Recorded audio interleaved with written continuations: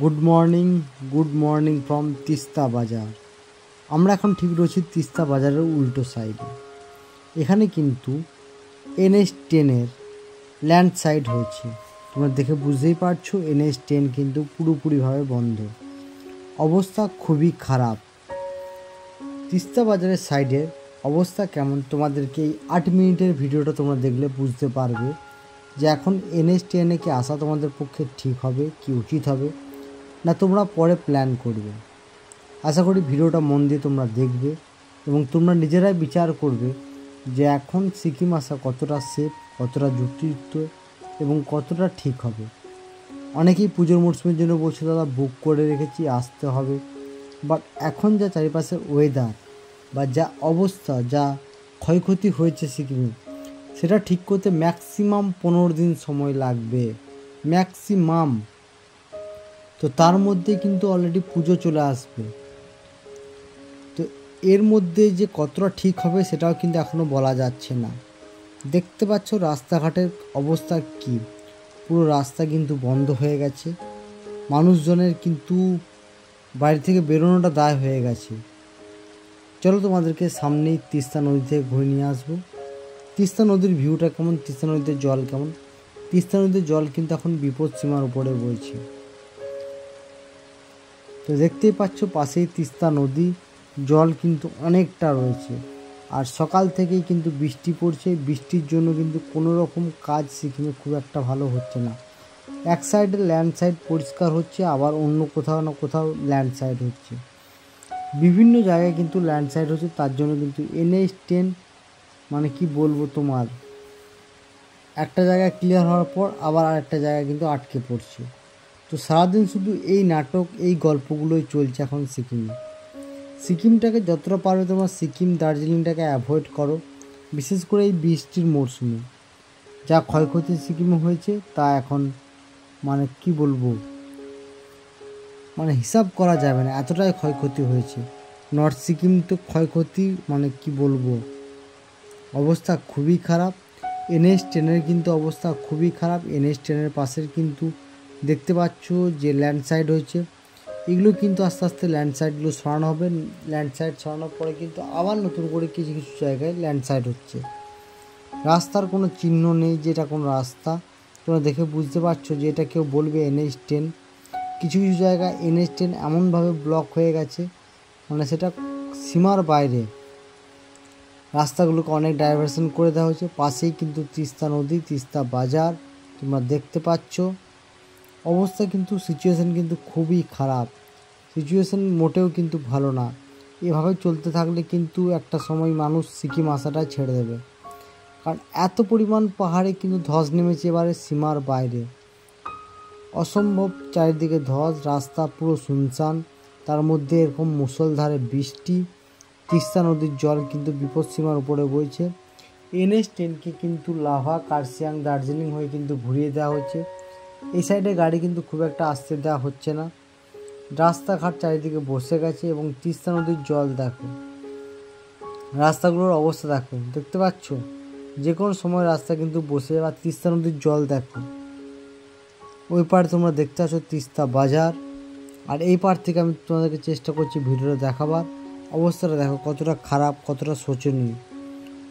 মানে তোমরা বাড়িতে বসে হয়তো ভিডিও দেখছো বা পুজোতে ঘুরতে যাবো সিকিম, খুব আনন্দ মনে দার্জিলিং, বাট যারা এখানে থাকে তারা প্রকৃত সাফার করছে যে কী অবস্থা, কী দুর্দিন। পুজোর আগে তারাও ভাবতে পারেনি যে এতটা ওয়েদার খারাপ হবে বা এতটা বিপর্যয় সিকিম বা দার্জিলিংয়ের ওপর দিয়ে নেমে আসবে।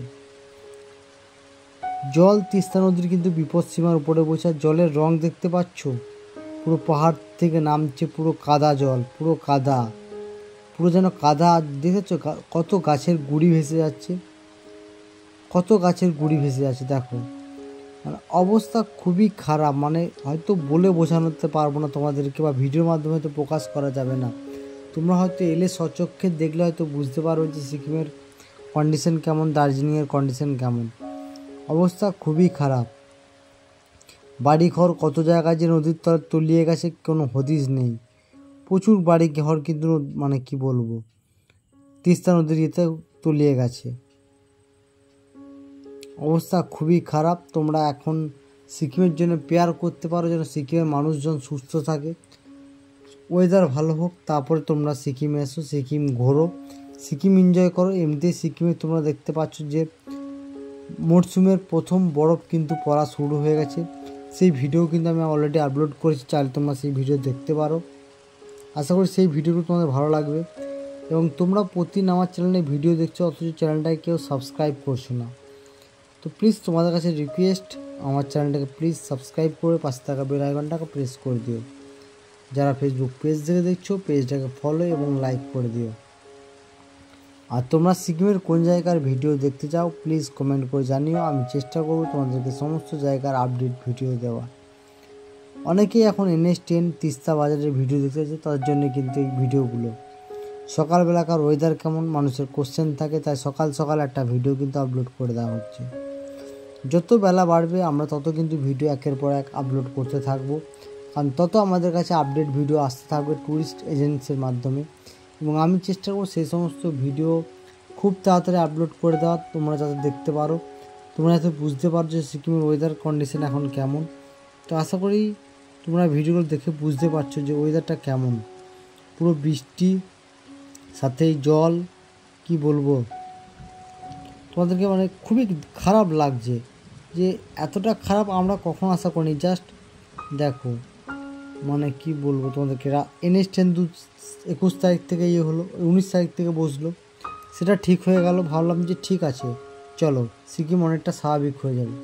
তারপর কিন্তু আবার বিপর্যয়, একের পর এক কিন্তু বিপর্যয় সিকিমের উপর নেমে আসছে।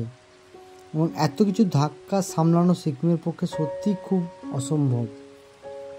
এভাবে চলতে থাকলে কিন্তু একদিন মনে হয়, মানে কি বলবো, সিকিমের অবস্থা আরও খারাপ হবে। দিনের পর দিন যদি হয়ে বৃষ্টি হতে থাকে, দিনের পর দিন যদি পাহাড়ে এরকম ধস নামতে থাকে।